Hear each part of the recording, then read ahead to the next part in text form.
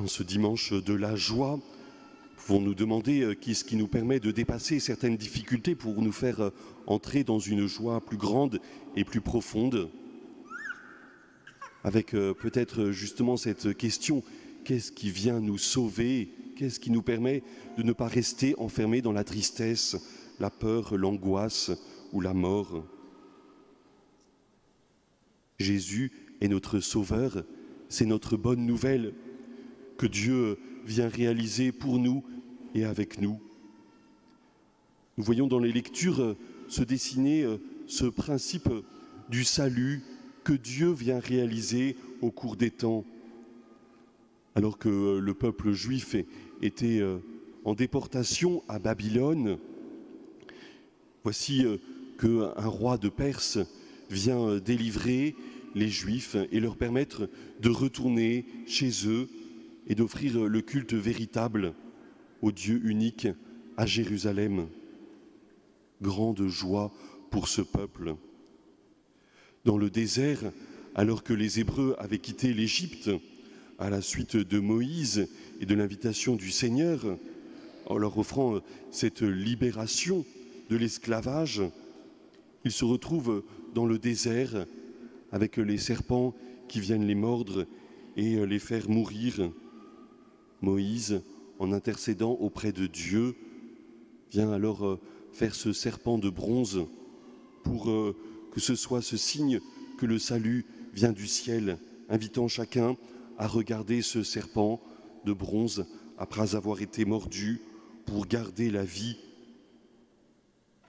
Et nous aussi, nous sommes invités à contempler la croix du Christ, signe de cet amour de Dieu qui vient se donner et qui vient nous libérer de la mort éternelle, de la séparation d'avec Dieu et d'entre nous.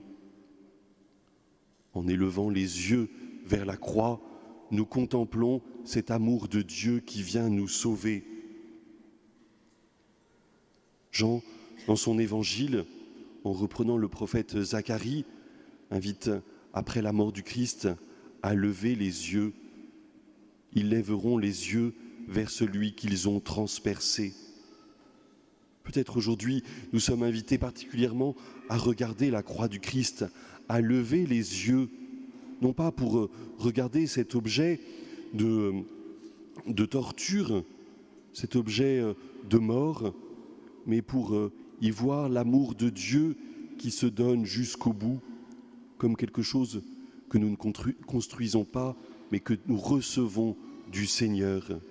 Ils lèveront les yeux vers celui qu'ils ont transpercé. Paul, dans sa lettre aux Éphésiens, invite à accueillir ce salut que Dieu nous donne, un salut gratuit, entièrement donné. Dieu est riche en miséricorde. À cause du grand amour dont il nous a aimés, nous qui étions des morts par suite de nos fautes, il nous a donné la vie avec le Christ. C'est bien par grâce que vous êtes sauvés. Un cadeau gratuit de Dieu qui nous donne son salut. Le fait de pouvoir se remettre debout, d'entrer dans la vie et de donner la vie. Dans l'Évangile, nous voyons Nicodème qui vient rencontrer Jésus. Cela se passe à la tombée de la nuit. Et Jésus l'invite à faire aussi ce chemin pour comprendre le salut que Dieu offre, comme Moïse dans le désert qui invite à se tourner vers le ciel et à regarder ce serpent de bronze. Dieu invite à contempler son Fils qu'il nous donne par amour. Il est la lumière qui est venue dans le monde, qui vient éclairer nos vies, qui vient éclairer nos œuvres.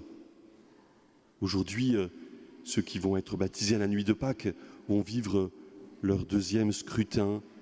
C'est cette lumière de Dieu qui vient pour eux, pour éclairer leur vie, pour venir mettre en lumière leurs œuvres, non pas pour être condamnés, mais pour être sauvés. La lumière, c'est l'œuvre de Dieu. Vous pensez à ce récit de la création dans le livre de la Genèse. Dès le commencement, la terre était informe et vide, les ténèbres étaient au-dessus de l'abîme, et le souffle de Dieu planait au-dessus des eaux. Dieu dit que la lumière soit, et la lumière fut. Dieu vit que la lumière était bonne, et Dieu sépara la lumière des ténèbres.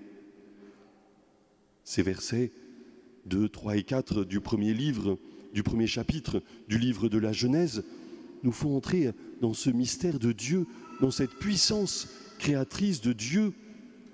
Il dit, et cela advient. Il dit que la lumière soit, et la lumière advient. La lumière est l'œuvre de Dieu, un cadeau donné pour pouvoir voir toute chose, car sans la lumière, cela paraît sombre, on confond toute chose. Mais dans la lumière, il y a un ordre, il y a quelque chose que l'on voit et que l'on peut différencier. La puissance de Dieu, c'est de dire et que cela advienne. Nous ne sommes pas des dieux et nous n'avons pas la même puissance créatrice. Nous ne pouvons pas dire quelque chose et cela advient. Nous avons plutôt à accueillir la vérité dans la lumière du Seigneur. C'est ce chemin que nous avons à faire sans cesse. Adam et Ève vont se tromper en se laissant avoir par le serpent qui vient leur dire « Mais dites, vous dites ce qui est bon et ce qui est mal. » Le serpent vient mettre le mensonge, la confusion, là où Dieu, en donnant sa lumière, nous permet de voir toutes choses.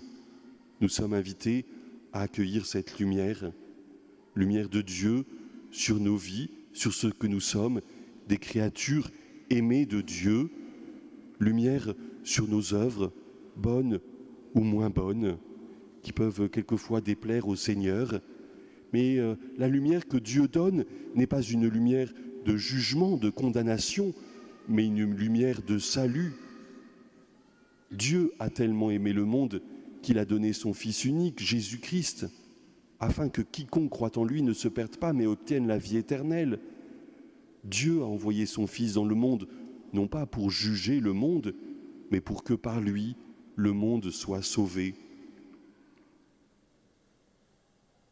Jean, au début de son évangile, parle aussi dans son prologue de ce Verbe, le Christ, la parole de Dieu.